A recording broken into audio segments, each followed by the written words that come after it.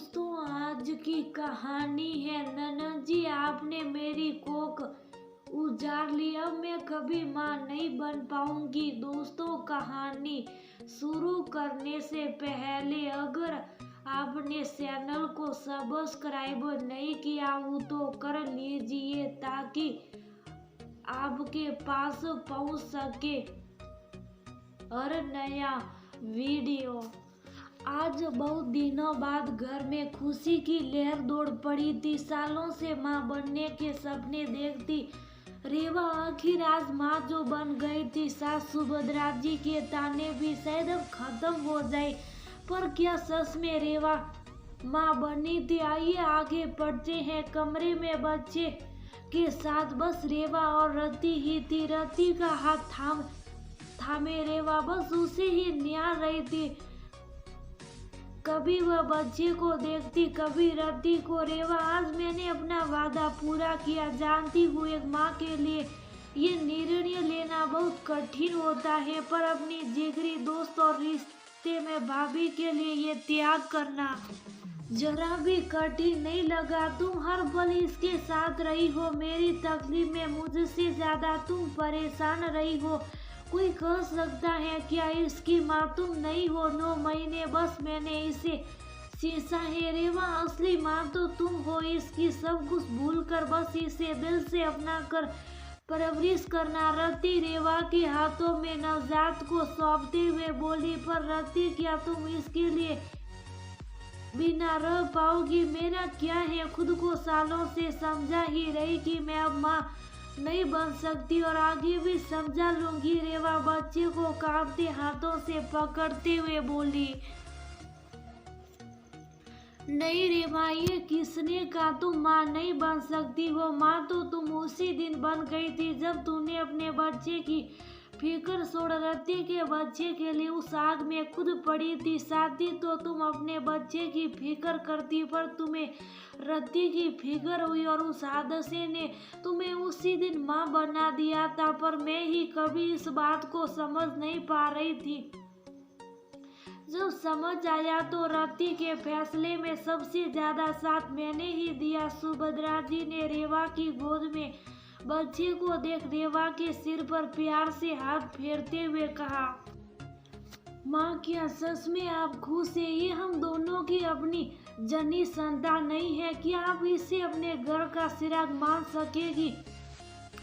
रेवा बच्चे को लाड से निहारते हुए पूछी, हाँ बहू, ये तेरी और वैभव की अपनी संतान है।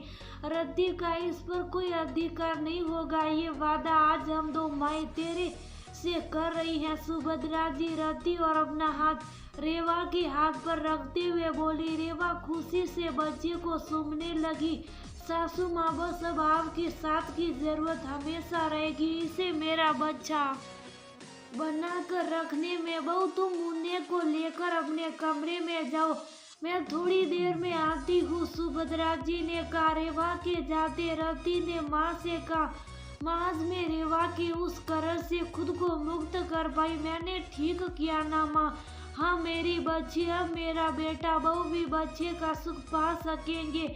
मैंने भी ना जाने कितना कुछ सुनाया रेवा को, पर उसने कभी पलट कर कुछ ना कहा। उस दिन जब तुम दोनों उस हादसे की बात कर रही थी तब मेरी समझ में आया रेवा ने मेरी ही बच्ची के लिए अपने बच्चे की कुर्बानी दे दी। सुभद्रा जी ने कहा। रति माँ का हाथ पकड़कर सोच में डूब गई। साथ साथ पहले की ही बातें। रेवा और रति दोनों सहेलियां की यारी ऐसी थी कि सब उन्हें साथ देख कर जलते थे, पर किस्मत भी अजीब। वैभव को रेवा पसंद आने लगी और बस रति की दोस्त इस घर भाभी बनकर आ गई। 1 साल बाद रति का ब्याह हो गया और जिस साल रेवा माँ बनने वाली थी उसी साल रति को भी बच्चा होने वाला था, पर 4 महीने का अंतर था। संजोग से होली का त्योहार आया और रति अपने मायके आई हुई थी। घर पर कुछ काम चल रहा था और मजदूर छुट्टी पर चले गए थे। काम अधूरा ही पड़ा था। रति उधर जाकर देखने की जिद कर रही थी। पर रेवा बार बार मना कर रही थी। उधर उबर खाबर होगा, कहीं प्यार इधर उधर हुआ तो मुसीबत ना हो जाए।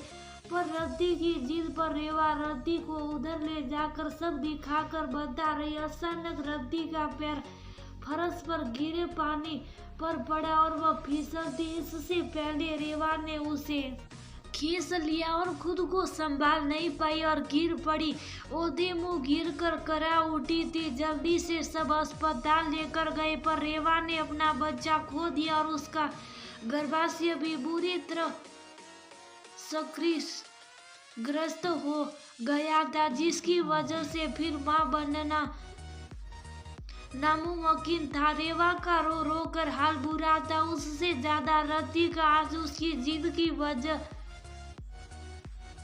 से ये सब हो गया था। उधर होश आते रेवा रति के बारे में पूछने लगी और उसे कमरे में बुलाया। रद्दी, किसी से भी कभी ये मत कहना, तुम्हारी वजह से हम उधर गए थे और ये सब हो गया। शायद होने लिखा था। तुम दोनों ठीक हो ना? आंखों में आंसू भरे हुए थे, पर दोस्त की फिक्र ज्यादा थी। रद्दी ने किसी से कुछ नहीं कहा। उसने समय पर एक बेटी को जन्म दिया। इन सब बातों से अनजान सुभद्रा थी हमेशा रेवा को जली कटी सुनाती रहती। जाने क्या देखने उधर गई, खोक उजाड़ लिया। क्या होगा, मेरा बेटा तो कभी बाप भी ना बन सकेगा। रति सुनती तो जी करता माँ को सुना दे, पर वह तो कभी कभी ही यहाँ आती थी। साल बीतते बीतते रेवा उदास रहने लगी थी। औरत सब बर्दाश्त कर सकती, पर बच्चे की किलकारी उसके आंगन में गूंजे ये जरूर शादी है। अभी 9 महीने पहले ही तो रति अपनी बेटी के साथ जब आई थी, रेवा उसके साथ बहुत खुश रह रही थी। एक दिन रति ने रेवा से कहा, आज तुम्हारा बच्चा भी इतना ही बड़ा होता ना रेवा। मेरी जिद ने तुम्हारी दुनिया ही उजाड़ दी भैया, और तुम्हारा उदास चेहरा मुझे अंदर ही अंदर गलानी महसूस करवाता है। मैं ऐसा क्या करूं जो तुम दोनों की गोद में एक बच्चा खेले? मैं कुछ भी करने को तैयार हूँ। रति रेवा का हाथ पकड़कर रोने लगी। रति, मेरी किस्मत का कुछ नहीं हो सकता। माँ को इस घर का ही चिराग चाहिए। कई बार जी करता किसी अनाथ को अपना कर अपना नाम दूं, पर माँ मानती नहीं। वे बस यही कहते, तुम खुश रहो, मुझे तुम्हारी जरूरत बच्चे की नहीं। पर कभी कभी मेरा भी मन करता मेरा भी बच्चा होता, पर मन को समझा लेती हूँ। रेवा ने उदास होकर, रेवा, क्या मैं तुम्हें अपना बच्चा दे दूँ तो अपनाओगी? रति ने सामने से अचानक पूछ लिया। ये क्या कह रही हो रति? तुम्हारे पति कभी इसकी इजाजत नहीं देंगे। रेवा ने कहा, रेवा, मैं फिर से माँ बनने वाली हूँ और मैं इस बारे में बहुत दिनों से सोच रही थी। मोहित को तुम्हारे हादसे के बारे में सब पता है। मैं उन्हें सब बता दी थी कि मेरी परवाह में अपना नुकसान कर बैठी। कोई उपाय हो तो मैं उसकी मदद कर सकूं। तब मोहित ने कहा था, हमारी एक संतान पहले से, अब कभी हमारी संतान होगी तो वह पूछकर उन्हें सौंप देना, रति ने बताया।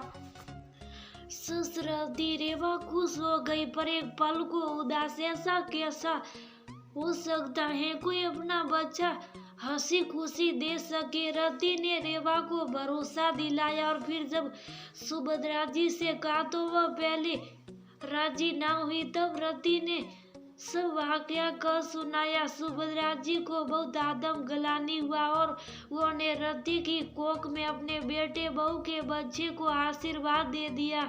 रति सोचती ही रह जाती, अगर सुभद्रा जी उसे आकर खाने के लिए ना उठाती। माँ, मुन्ना क्या कर रहा है? रति ने पूछा। अपनी माँ के पास आराम से सो रहा है। सुभद्रा जी की बात सुन रति समझ गई, अब मुन्ने की चिंता करने के लिए उसकी माँ है। वह तो अब बच्चे की बुआ बनकर रहेगी हमेशा के लिए।